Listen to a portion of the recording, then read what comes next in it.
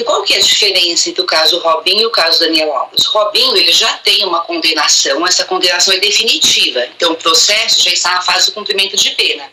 Só que como o Robinho está no Brasil, não é possível a extradição dele para cumprir pena na Itália. Então o receio das autoridades espanholas foi justamente esse, de que o Daniel viesse para o Brasil e que, uma vez condenado, ele não poderia ser extraditado para cumprir pena na Espanha. Então essa é a diferença. O Daniel Alves ainda está respondendo a processo, mas o Robinho já está condenado e, nesse momento, o cumprimento da pena tem que se dar no Brasil, após a homologação dessa sentença por um tribunal aqui, o STJ.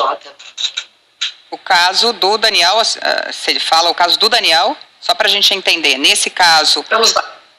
Ou ambos? São dois casos que têm, na verdade, alguma semelhança, né? Os dois casos tratam de violência sexual, os dois casos aconteceram no exterior. A diferença é a seguinte: primeiro, o momento em que esse processo está. O Robinho já está condenado. Sim. Uhum. Tem que cumprir. Então, ele já está com condenação definitiva, tem que cumprir pena.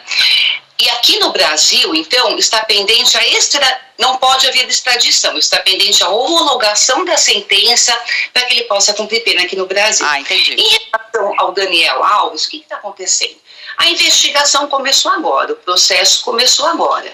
Ainda haverá uma acusação, um momento de defesa. Mas qual que é a semelhança entre dois casos? Por que se tem associado os dois processos?